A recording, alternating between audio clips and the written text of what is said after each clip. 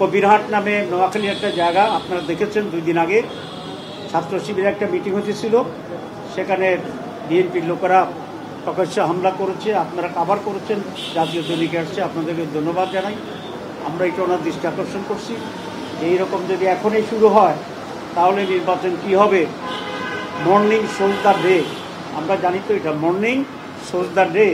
সুতরাং ওনারা এখনই শুরু করছেন, আমরা বলছি এটা থামার। গণভোটের ব্যাপারে বিএনপি কোনোভাবে রাজি হচ্ছিল না প্রথম দিকে, আমরা এটা জোর দিয়েছিলাম, কিন্তু শেষ পর্যন্ত বিএনপি গণভোটে রাজি হয়েছে। জনগণের চাপে সেন্টিমেন্ট দেখে তারা রাজি হয়েছে, কিন্তু প্যাঁচ একটা লাগাই রাখছে। আবার আমরা বলে আসছি যে কোনো প্যাঁচ ট্যাঁচ এখানে আমরা বুঝি না। তারা বলছেন যে লোয়ার হাউসে যে ভোট হবে সেই ভোটকে আমরা গনে আপার হাউসের লোক মানাবো। তো আপার হাউসে তো ভোটে হইল না, আপনি এক ভোট দিয়ে আরেকটা স্টেজে আপনি কীভাবে করবেন? এটা আইনগত বৈধ নয়। কেউ যদি এটা চ্যালেঞ্জ করে এটা বাতিল হয়ে যাবে। এটা হচ্ছে আপনার বাচ্চা হওয়ার আগেই নাম রেখে দেওয়ার অবস্থা। ছেলের নামে আপনি জানেন না। দীর্ঘ সময় এক্সারসাইজ করার মাধ্যমে আমরা সংস্কারের কতিপয় বিষয়ে একমত হয়েছি এবং সেই সংস্কারগুলোর উপরে আমরা একটা দলিল তৈরি করার জন্য সকলে মিলে সিগনেচার করেছি। বাংলাদেশ জামাত ইসলামী এই সনদে ওয়ান অফ দি সিগনেটরিজ, একটা জাতীয় ইতিহাসে এটা থাকবে। মাননীয় উপদেষ্টার পক্ষ থেকে আমাদেরকে ধন্যবাদ জানানো হয়েছে। আমরা যেহেতু এখানে সিগনেচার করছি তারা পরকে আমরা এই প্রসঙ্গে আমরা খুব দুটি স্পষ্ট কথা বলেছি যে দীর্ঘ কয়েক মাস ধরে বহু লোকের পরিশ্রমে বিভিন্ন রাজনৈতিক দলের অংশগ্রহণ আমরা যে ঐক্যমত্যে পৌঁছেছি, বেসিক্যালি প্রায় 80 উপরে সংস্কারে, তার ভিতরে বেসিক কতগুলো পয়েন্টস আছে যেটির সংখ্যা 19টি, এবং এখানে আমরা সকলে সিগনেচার করছি। এখন যেটা প্রয়োজন সেটা হচ্ছে এটাকে আইনি ভিত্তি দেওয়া, এটাকে ইমপ্লিমেন্ট করা, এবং এই সনদের মাঝে যেগুলো আগামী নির্বাচন সংশ্লিষ্ট সেগুলোকে আগেই পাস করিয়ে তার ভিত্তিতে নির্বাচন দেওয়া, সেটা হচ্ছে ইম্পর্টেন্ট। আমাদেরকে এটা বলা হয়েছে যে এটা যে সমস্ত পয়েন্টে আপনারা একমত হয়েছেন সেগুলো নিয়ে সনদ এটা সাইন করুন। ইমপ্লিমেন্টেশনের ব্যাপারে আমরা আপনাদের সাথে একমত হয়ে সেটা আমরা করব। আমরা আজকে এটা বাস্তবায়নের জন্য ওনার দৃষ্টি আকর্ষণ করেছি। উনি আমাদের সাথে একমত হয়েছেন যে এটা বাস্তবায়ন যদি না হয় তাহলে এই পরিষ্কান্ত কন্ডশ্রম ছাড়া কিছু না। সে কারণে উনি বলেছেন আমি যথাযথ উদ্যোগ নেব। আমরা সেখানে বলেছি একটি আদেশের মাধ্যমে এটাকে সাংবিধানিক মর্যাদা দিতে হবে। এটা কনস্টিটিউশন নয়, এটা হচ্ছে এক্সট্রা কনস্টিটিউশনাল অ্যারেঞ্জমেন্ট, যেটা কোনো সরকার এরকম একটি পরিস্থিতি পড়লে দেওয়ার এখতিয়ার রাখে। এবং উনি আমাদের সাথে একমত হয়েছেন যে একটা আদেশের মাধ্যমে এটা হবে। কারো কারো কাছে এটা কেউ বলেছেন অধ্যাদেশ দেওয়ার জন্য। অধ্যাদেশ খুব দুর্বল, অধ্যাদেশে এগুলার সাংবিধানিক মর্যাদায় যাওয়ার মতো স্ট্রেংথ অধ্যাদেশে নেই। কিন্তু আদেশ ইজ ইকুইভ্যালেন্ট টু সাংবিধানিক পরিবর্তন, পাওয়ার এবং অথরিটির দিক থেকে। ইতিমধ্যে অনেক এক্সপার্ট কমিটি, ঐকমত্য কমিশন তৈরি করেছে, তারা বৈঠক করেছে। আমরা আমাদের এক্সপার্ট কমিটির সাথে বসেছি। আমাদের এক্সপার্ট কমিটি আবার ঐকমত্য কমিশনের এক্সপার্ট কমিটির সাথে বসছে। এখনও সেই বসা অব্যাহত আছে এবং সকলেই এই পরামর্শই দিয়েছেন যে একটি আদেশের মাধ্যমেই এটাকে বৈধতা দিতে হবে, আর সেই আদেশের উপরেই গণভোট হবে। আমরা এটা ক্লিয়ারলি বলে আসছি। উনি আমাদের কথায় কনভিন্সড হয়েছেন বলে আমাদের মনে হয়। আমরা আশা করছি সেদিকে যাব। 2 নম্বর, আমরা গণভোটের ব্যাপারে বলেছি। আপনারা জানেন গণভোটের ব্যাপারে বিএনপি কোনোভাবে রাজি হচ্ছিল না প্রথম দিকে, আমরা এটা জোর দিয়েছিলাম, কিন্তু শেষ পর্যন্ত বিএনপি গণভোটে রাজি হয়েছে। আমরা বিএনপিকে ধন্যবাদ জানাই। এখন তারপরেও তারা একটা জটিলতা তৈরি করার চেষ্টা করছে। সেটা হচ্ছে গণভোট এবং জাতীয় নির্বাচন একদিনই হইতে হবে। দুটো একেবারে আলাদা জিনিস। একটা হচ্ছে জাতীয় নির্বাচনে জনপ্রতিনিধিরা নির্বাচিত দেশে কারা সরকার চালাবে সেটা সিদ্ধান্ত, আর গণভোট হচ্ছে আমাদের কতগুলো রিফর্মস, সংস্কার, যেগুলো কিভাবে সরকার পরিচালনা হবে, কিভাবে নির্বাচন সুষ্ঠু হবে, কিভাবে প্রধানমন্ত্রীর ক্ষমতা থাকবে, এসব মৌলিক বিষয়। এটার সাথে এটার কোনো রিলেশন নাই। সেই জন্য আমরা বলেছি গণভোটের মাধ্যমে রিফর্মস কমিটি আলাদাভাবে এটাকে পাশ করতে হবে। জনগণ যদি চায় রেফারেন্ডামে, জনগণ যদি হ্যাঁ বলে পাশ হয়ে গেল, জনগণ যদি না বলে পাশ হবে না, কারণ এটা জনগণই সর্বোচ্চ ক্ষমতার মালিক। আর যদি জনগণ হ্যাঁ বলে তাহলে সেটার ভিত্তিতেই নির্বাচনের সাথে সম্পৃক্ততা আছে, যেমন আপার হাউস, তো আপার হাউস ইলেকশন হবে। এখন যারা বলছেন একসাথে হবে, তাহলে আপার হাউস ইলেকশন কখন হবে?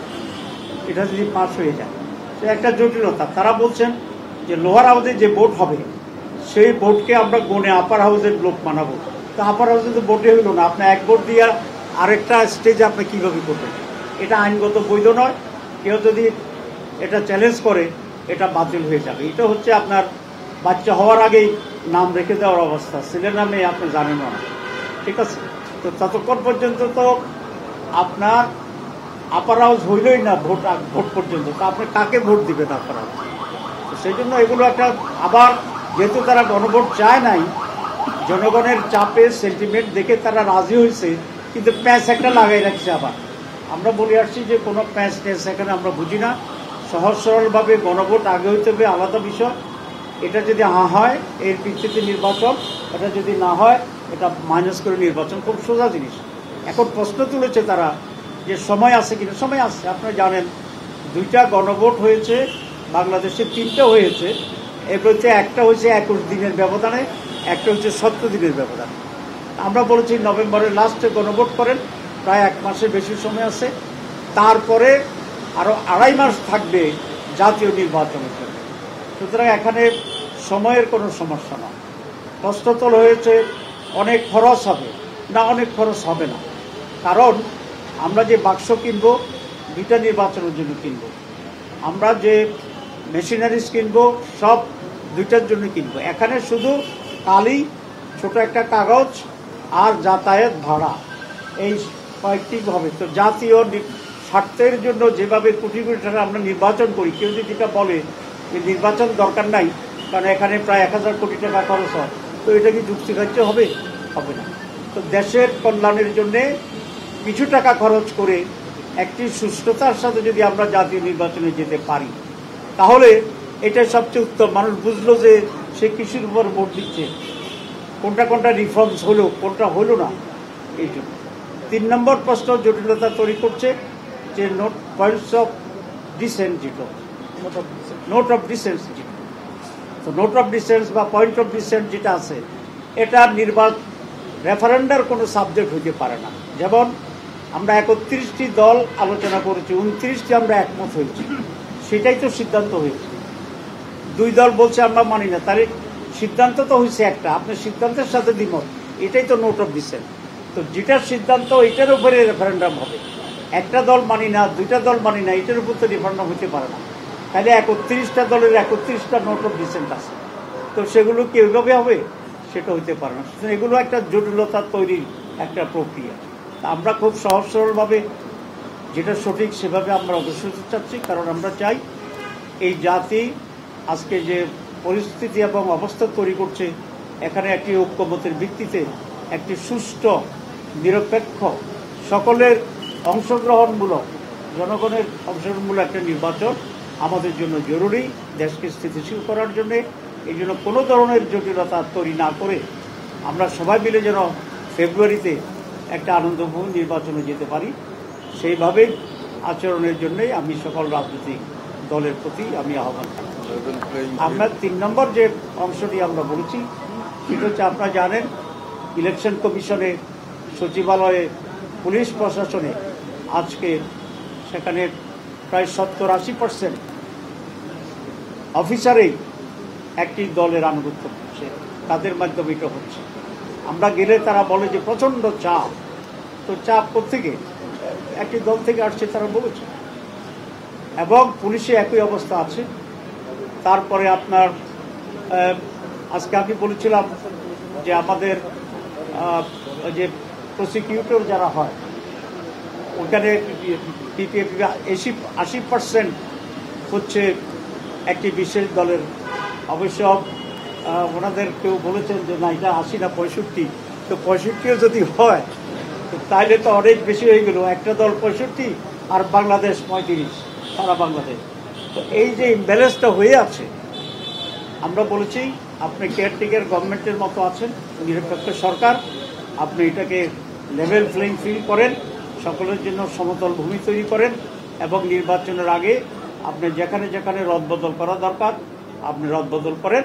এবং সেক্ষেত্রে উনি আমাদেরকে বলেছে উনি নিজে তত্ত্বাবধান করবেন এবং লটারি সিস্টেমে উনি পোস্টিং ঠিক করবেন। তো আমরা বলেছি আমাদের কোনো আপত্তি নেই, আপনি লটারি টানেন দেন, তবে লটারির পিছনে যেন কোনো একটা ভূত সেখানে দাঁড়িয়ে না থাকে, এটা দেখতে হবে। ঠিক আছে,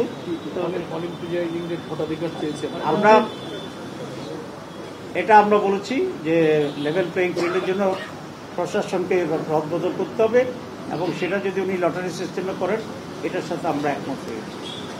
আমরা আরেকটা পয়েন্ট আমার প্যাসেঞ্জার স্লিপ হয়ে গেছে, সেটা হচ্ছে এই যে রিফর্মস হচ্ছে এটার যে ডিক্লারেশনটা, এই ডিক্লারেশনটা বা আদেশটা কে দিবে এই নিয়ে একটা প্রশ্ন এখানে উঠেছে।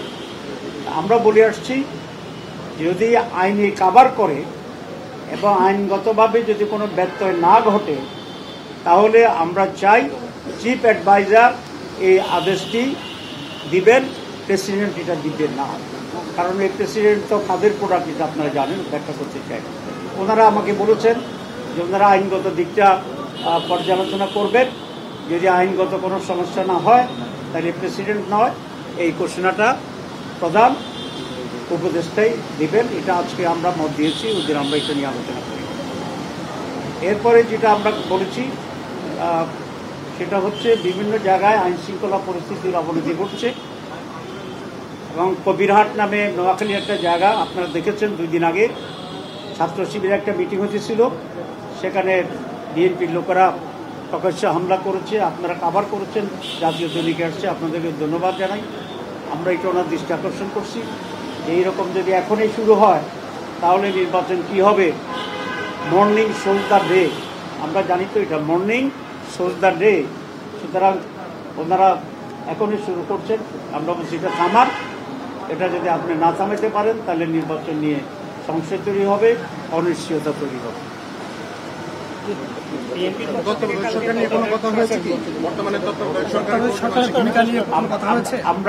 আমরা আরেকটি ডিসকাস করছি। আপনারা জানেন যারা পোলিং অফিসার এবং প্রিসাইডিং অফিসার যারা আছে, আনসার বাহিনীর আছে, তারা ভোট দিতে পারে না। এর সংখ্যা প্রায় লক্ষ লক্ষ।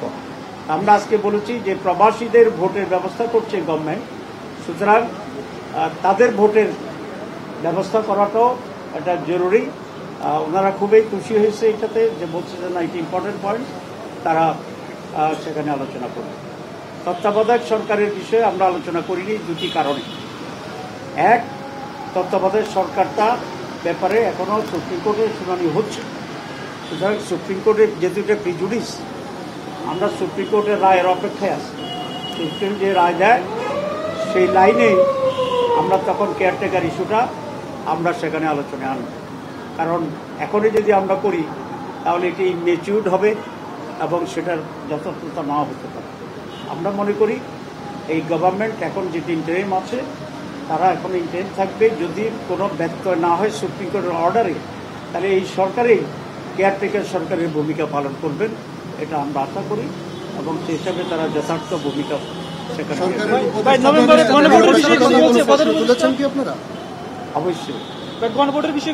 প্রধান উপদেষ্টা আমাদের বক্তব্য খুবই শুনেছেন। আমাদের ধারণা যে আমাদের যুক্তি